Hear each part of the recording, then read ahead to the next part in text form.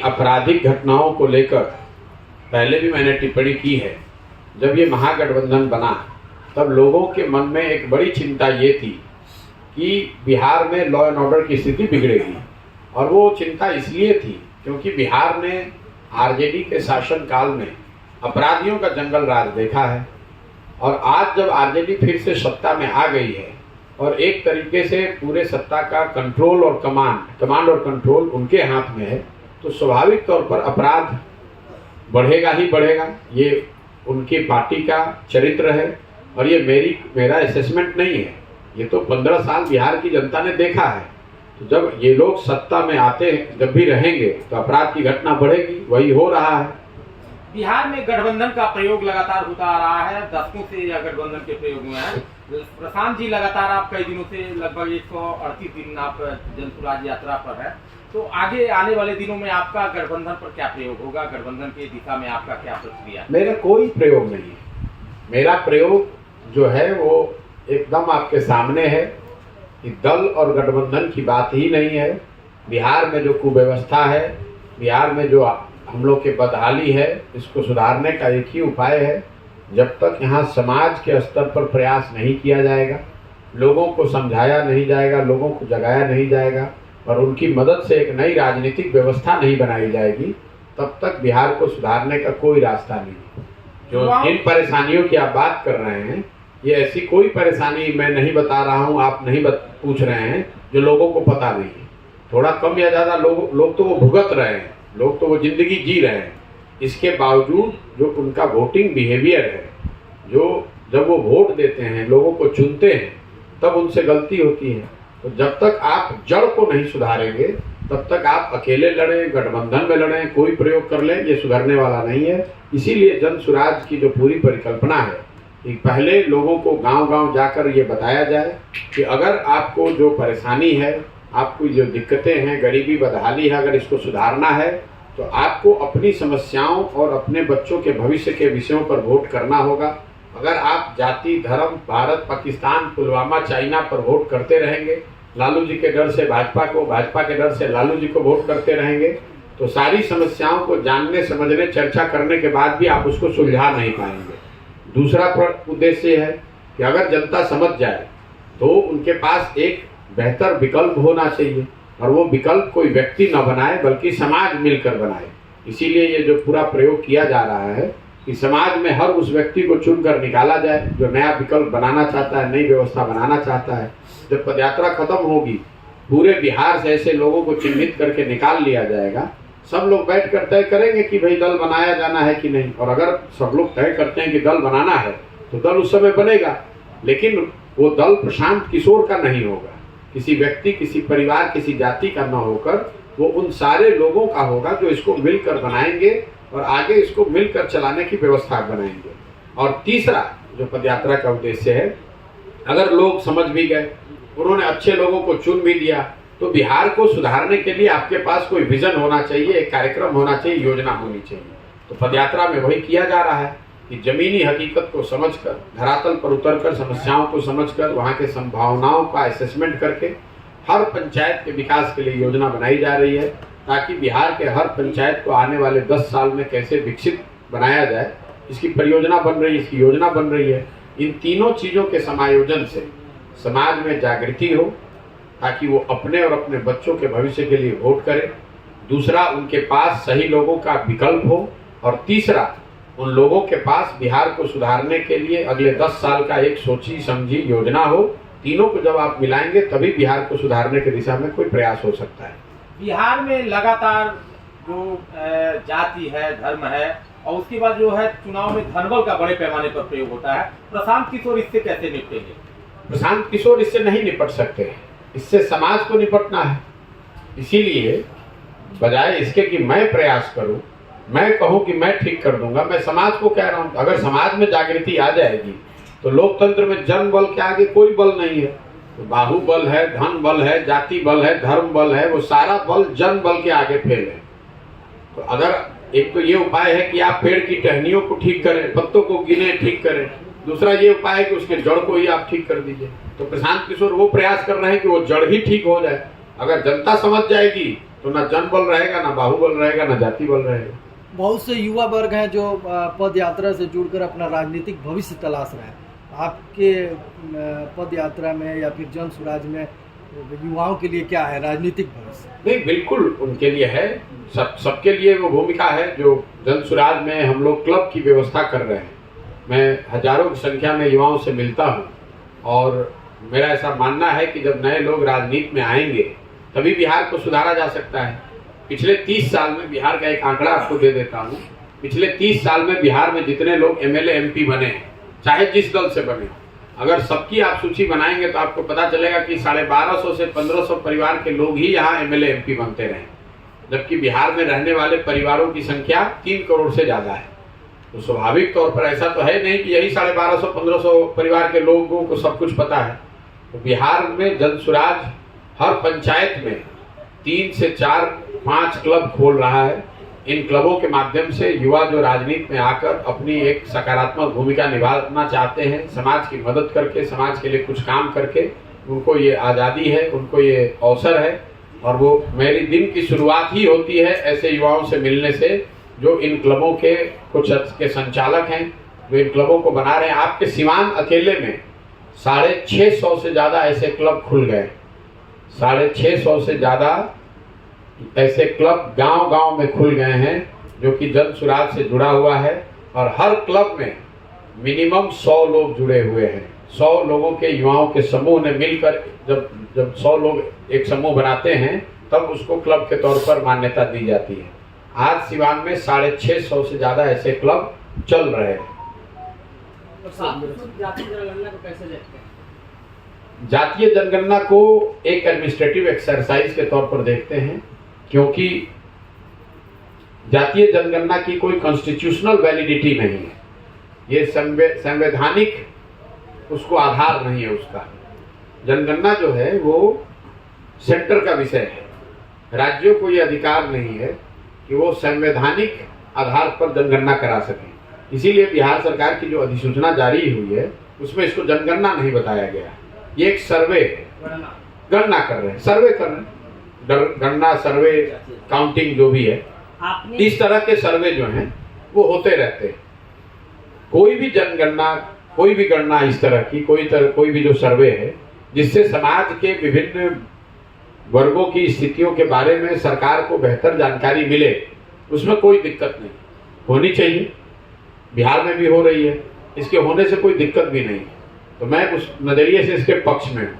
लेकिन जो लोग इसको करा रहे हैं वो उन वर्गों की मदद के लिए इसको नहीं करा रहे, वो तो राजनीतिक ध्रुवीकरण के लिए, जातीय आधार पर समाज को बांटने के लिए इसको करा रहे हैं। इसलिए जो लोग इसके पक्ष में हैं, मेरा उनसे अनुरोध है कि कृपा करके जो लोग इस जनगणना को करा रहे हैं उनसे 2-3 सवाल जरूर पूछिए। पहला कि इसका संवैधानिक आधार क्या है, इसको जनगणना क्यों नहीं कहा जा रहा है, इसको गणना क्यों कहा जा रहा है।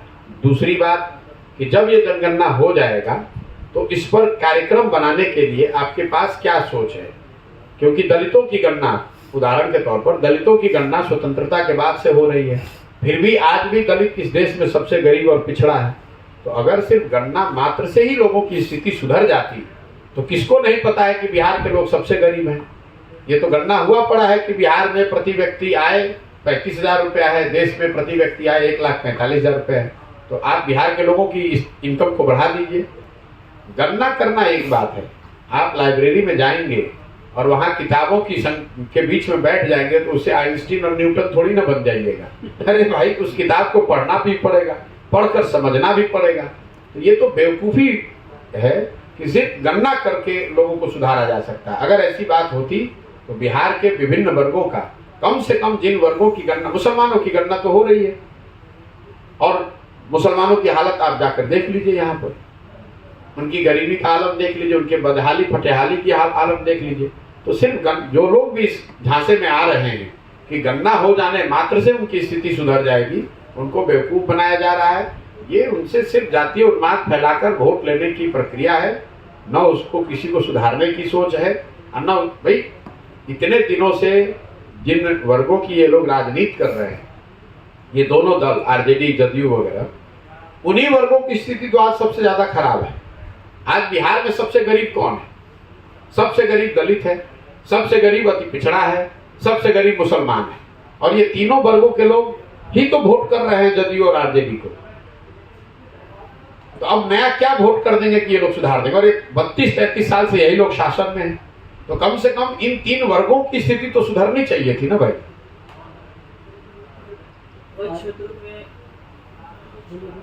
क्षेत्रों में इसको लेकर काफी विवाद भी देखा जा रहा है, हिंसा भी काफी बड़ा हुआ है। भाई वो हिंसा और विवाद के लिए ही इसको कराया जा रहा है।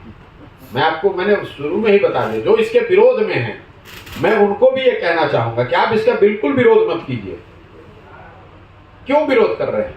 अगर समाज में सही मायनों में कोई वर्ग छूट गया है जिसके बारे में सरकार के पास, शासन के पास सही जानकारी नहीं है, और वो जानकारी अगर आती है, उस जानकारी के आधार पर उस वर्ग की अगर कुछ मदद होती है तो ये बिल्कुल होना चाहिए। इसमें दिक्कत क्या है? 139वां दिन है पद यात्रा का। प्रशांत किशोर का क्या अनुभव है?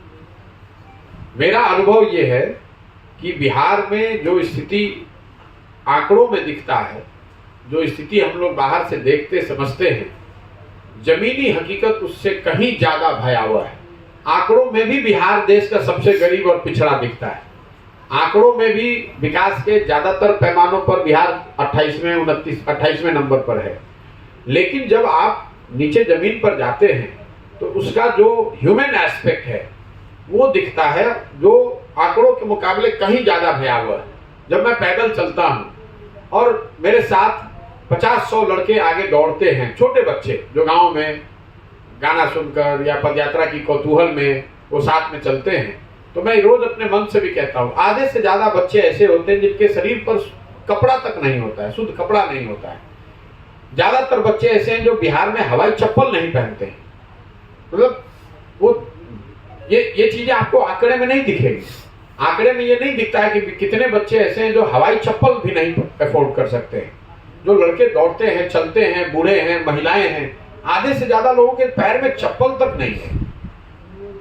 जो बच्चे मिलते हैं, मेरे से बात करता हूं मैं पूछता हूं किस क्लास में पढ़ते हो, तो मेरा अनुमान होता है ये तीसरे का बच्चा है, चौथे का बच्चा है। वो बताता है कि 7वें में 8वें में पढ़ता हूं। उसकी जो हाइट है, उसका जो कुपोषण है वो इतना ज्यादा है कि 7वें 8वें में पढ़ने वाला बच्चा आपको ऐसे दिखता है जो तीसरे चौथे क्लास में पढ़ता है। तो आंकड़ों में ये देखना कि कुपोषण कितना है, और जब आप उन बच्चों से मिलते हैं तो आपको दिखता है कि इसका कितना बड़ा ह्यूमन टोल है, कितनी जिंदगियां इससे तबाह हो रही हैं।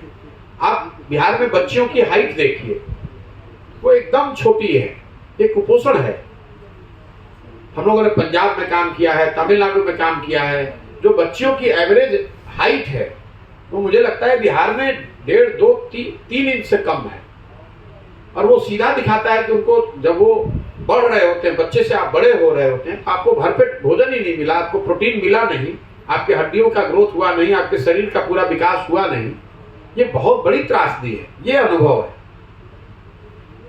आपने जो यह पदयात्रा निकाला है, कहीं विधानसभा चुनाव को लेकर मजबूती तो नहीं कर रहे हैं ना? मेरे भाई, पदयात्रा निकाला उस दिन से कह रहे हैं कि ये दल बनाकर चुनाव लड़ने का अभियान नहीं है। ये समाज के जरिए एक नई व्यवस्था बनाने का प्रयास है, जिसमें दल बनना इनहेरेंट है। दल तो बनेगा, लेकिन सिर्फ दल बनाकर चुनाव लड़ना, जीतना, वो इसका उद्देश्य नहीं है। जब तक समाज में वो समझ नहीं हो, जब तक समाज से सही लोग मिलकर दल न बनाएं, जब तक उनके पास बिहार को सुधारने के लिए कोई सोची समझी योजना न हो, तो फिर वो दल बनाकर अगर आप चुनाव जीत भी जाएंगे तो भी आप बिहार के सुधार के लिए कुछ बहुत बेहतर नहीं कर पाएंगे। यही पूरी सोच है। 2024 में लोकसभा का चुनाव होने वाला है, तो लोकसभा चुनाव में जनसुराज की भागीदारी होगी प्रशांत किशोर की? मैं नहीं जानता हूँ। मैं इतना ही जानता हूँ कि मैं इस पदयात्रा को जितनी ईमानदारी और शुद्धता से कर सकता हूँ वो करूँ। मैं 2 अक्टूबर से चल रहा हूँ। 2 अक्टूबर से मैंने गाड़ी पर पैर नहीं रखा है, एक दिन भी ब्रेक नहीं लिया है। ऐसा नहीं कि मैं 10 किलोमीटर 15 किलोमीटर पैदल चलूँ, 4 किलोमीटर गाड़ी पर चल रहा हूँ। ऐसा भी नहीं कि आज कल शिवरात्रि है तो मैं घर चला जाऊँ। मैं 2 अक्टूबर से इस चीज को मैंने शुरू किया है, और जितनी शक्ति बुद्धि भगवान ने मुझे दी है उसको पूरा लगाकर, जीवन का सब कुछ दांव पर लगाकर इसको ईमानदारी और शुद्धता से कर रहा हूँ। जब इसको पूरा कर लेंगे या पूरा करने के करीब होंगे, तब जो लोग भी इससे जुड़ेंगे उस समय जो समझ बनेगी, लोग जो निर्णय लेंगे उसके आधार पर आगे बढ़ा जाएगा। मैं आपको ये कह ही नहीं सकता हूं कि लोकसभा से पहले पदयात्रा खत्म हो जाएगी कि नहीं, तो मैं ये कैसे बताऊं कि उस समय क्या स्थिति बनेगी। मेरा अनुमान था कि जिलों में मुझे 20 से 25 दिन लगेंगे, उस अनुमान के विपरीत मुझे एक एक जिलों में 40, 50, 50, 60 दिन लग रहे हैं। तो ये मेरे हाथ में नहीं है। पदयात्रा मैं इसलिए नहीं कर रहा हूँ कि मुझे कोई पुलिस में भर्ती होना है, कि मुझे कोई रिकॉर्ड बनाना है कि मैं कितने किलोमीटर कितने दिन में चल लिया। पदयात्रा तो एक जरिया है समाज से जुड़ने का, समाज को समझने का, उसकी जमीनी हकीकतों से अपने आप को वाकिफ कराने का, लोगों को बताने समझाने का। मैं उस काम को कर रहा हूँ। मेरे लिए समय किलोमीटर की कोई महत्ता नहीं है।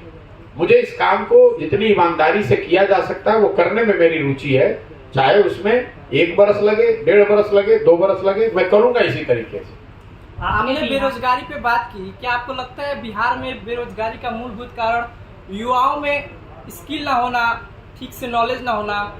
सिर्फ डिग्रियां लेके लोग चले जाते हैं काम के लिए, लेकिन जब वो काम पे जाते हैं तो पता चलता है ये काम को ठीक से समझ भी नहीं पा रहे। उनके पास डिग्रियां तो होती है लेकिन वो उस चीज को ठीक से करने के ठीक से समझ नहीं पाते। देखिए, स्किल गैप जो है वो बिहार की समस्या नहीं है सिर्फ, वो पूरे भारत में ऐसी स्थिति है। लोगों के पास जो शिक्षा या जो डिग्री मिलती है वो उसमें वो उनको उस तरह का स्किल नहीं देती है जिससे कि उनको रोजगार मिल सके। लेकिन बिहार में बेरोजगारी का वो एक मात्र पहलू नहीं है। लोगों का शिक्षित नहीं होना, स्किल्ड नहीं होना, ये एक पहलू है। बिहार में बेरोजगारी की सबसे बड़ी स्थिति वजह ये है कि रोजगार के जो 3 अवसर है, 3 दरवाजे हैं जिसके जरिए आप रोजगार पा सकते हैं, वो तीनों दरवाजे बंद हैं। आप उसको समझिए। पहला दरवाजा है शिक्षा। अगर आप अच्छी शिक्षा हासिल करेंगे तो आप अपने लिए कोई ना कोई रोजगार ढूंढ सकते हैं। तो बिहार में शिक्षा व्यवस्था पूरी तरीके से ध्वस्त है। दूसरा रास्ता है खेती किसानी। जिनके पास जमीन है वो खेती किसानी करके अपने लिए अपने आप को रोजगार दे सकते हैं, अपने जीविका का उपाय कर सकते हैं। तो जैसा मैंने आपको बताया 60% लोगों के पास तो जमीन है नहीं, और जिनके पास है उनके पास इतनी छोटी जमीन है कि वो सिर्फ पेट भरने के लिए ही उसका उपयोग कर रहे हैं। और तीसरा रास्ता है व्यापार, उद्योग धंधे, स्वरोजगार। उस विषय पर बिहार में चर्चा नहीं होती है। जब हम लोग यहाँ उद्योग धंधे और स्वरोजगार की बात करते हैं तो ज्यादातर हम लोग की समझ ये है कि यहाँ चीनी फैक्ट्री नहीं है, चॉकलेट का फैक्ट्री नहीं है, चक्का मिल नहीं चल रहा है। वो तो एक बहुत छोटा पहलू है। फैक्ट्रियों का न होना एक पहलू है। बिहार में लोग बेरोजगार इसलिए हैं कि शिक्षा और जमीन के साथ साथ उनके पास पूंजी नहीं है। बिहार में जो पूंजी है वो है ही नहीं, तो आप रोजगार करेंगे कैसे? आपने कहा स्किल की बात। मान लीजिए कि आप हजाम हैं, आपको बाल काटने का हुनर है, आपके पास स्किल है, तो अगर आपके पास 2 लाख रुपए की सुविधा हो, लोन हो, तो आप एक सैलून खोलकर आप स्वरोजगार कर सकते हैं, 4 लोगों को रोजगार दे सकते हैं। लेकिन अगर वो 2 लाख रुपए आपके पास नहीं है तो आप दिल्ली में या पटना में जाकर किसी सैलून में बाल काटेंगे मजदूर के तौर पर। अब आप ये समझिए कि बिहार में पूंजी है क्यों नहीं। कई लोग बताते हैं कि हाँ लॉ एंड ऑर्डर का इशू है, कोई बताता है खनिज संपदा नहीं है, कोई कहता है समंदर नहीं है। इन बातों का कोई मतलब ही नहीं है। बिहार में पूंजी इसलिए नहीं है कि यहाँ पर जो पूंजी जहाँ से आती है, पूंजी आती है बैंकों से। पूरे देश में पूंजी कहाँ से आता है? जो पैसा हम और आप बैंकों में जमा करते हैं, बैंक उसी का एक बड़ा हिस्सा आपको हमको लोन के तौर पर देता है, ऋण के तौर पर देता है। देश में इसको नापने का एक पैमाना है जिसको कहते हैं क्रेडिट डिपॉजिट रेशियो। मतलब कितना पैसा आपने बैंकों में जमा किया और बैंकों ने उसके एवज में कितना पैसा आपको ऋण दिया। देश में ये औसत है 70%। मतलब अगर देश के लोगों ने बैंकों में 100 रुपया जमा किया तो बैंकों ने 70 रुपया ऋण के तौर पर लोगों को, समाज को वापस दिया, ताकि आप घर बना सकें, गाड़ी खरीद सकें, रोजगार धंधा कर सकें, यूट्यूब चैनल चला सकें। बिहार में ये औसत आज है 40%। लालू जी के जमाने में ये गिर कर हो गया था 23.7% 2004-05 वित्तीय वर्ष में। ये आरबीआई का रिपोर्ट है, आपको कोई बताएगा नहीं। बिहार में इसकी कोई चर्चा करता नहीं है क्योंकि ज्यादातर लोगों को इसकी समझ नहीं है। अब वो लालू, जब 1990 में लालू जी मुख्यमंत्री बने तो क्रेडिट डिपॉजिट रेशियो था बिहार में 38.8%। वो लालू जी के 15 साल के शासन काल में गिर कर हो गया 23.7%। और नीतीश जी के 17 साल के शासनकाल में बढ़कर वापस हुआ है 40%। इसका खामियाजा क्या होता है आप उसको समझिए। पिछले साल बिहार में बिहार की गरीब जनता ने बैंकों में जमा किया 4,21,000 करोड़ रुपया। कुल पैसा हम लोगों ने जमा किया कितना? 4,21,000 करोड़ रुपया। तो क्रेडिट डिपॉजिट रेशियो जो 70% राष्ट्रीय औसत है, उसके हिसाब से बिहार में लोगों को स्वरोजगार के लिए, घर बनाने के लिए, गाड़ी खरीदने के लिए, उद्योग धंधों के लिए 2,80,000 करोड़ रुपया ऋण के तौर पर मिलना चाहिए था। लेकिन चूंकि क्रेडिट डिपॉजिट रेशियो है 40%, तो मिला कितना? 1,61,000 करोड़ रुपया। बाकी पैसा कहाँ गया? बाकी पैसा बैंकों ने उन राज्यों में ट्रांसफर कर दिए जहां पर उद्योग धंधे लग रहे हैं, जिसको आप और हम अग्रणी राज्य मानते हैं। कर्नाटक में, तमिलनाडु में, गुजरात में, महाराष्ट्र में, तेलंगाना में, आंध्र प्रदेश में क्रेडिट डिपॉजिट रेशियो 90 से ज्यादा है। मतलब वहां के लोग अगर 100 रुपया बैंक में जमा कर रहे हैं तो लोगों को 90 रुपया ऋण के तौर पर मिल रहा है। अब इसका असर क्या हुआ है बिहार में, मैं आपको वो बता देता हूँ। आप पत्रकार हैं, कभी कोई नेता मिल जाए तो उससे पूछिएगा। 1990 से लेकर पिछले वित्तीय वर्ष तक 2021-22 तक बिहार से बैंकों ने 26,35,000 करोड़ रुपया 26,35,000 करोड़ रुपया बिहार के लोगों का बैंकों में जमा किया हुआ, इसको ट्रांसफर कर दिया दूसरे राज्यों में। तो मेरे भाई, जब इतने, और पिछले 32 वर्ष में बिहार सरकार का बजट भी इतना नहीं है 26 लाख करोड़ रुपया। आप जरा अंदाजा लगाइए, ये 26 लाख करोड़ रुपया अगर बिहार के लोगों को ऋण के तौर पर मिलता तो कितने लोगों ने घर बनाया होता, कितने लोगों ने गाड़ियां खरीदी होती, कितने लोगों ने अपने कृषि को उन्नत बनाया होता, कितने लोगों ने स्वरोजगार की और अलग अलग प्रयास किए होते।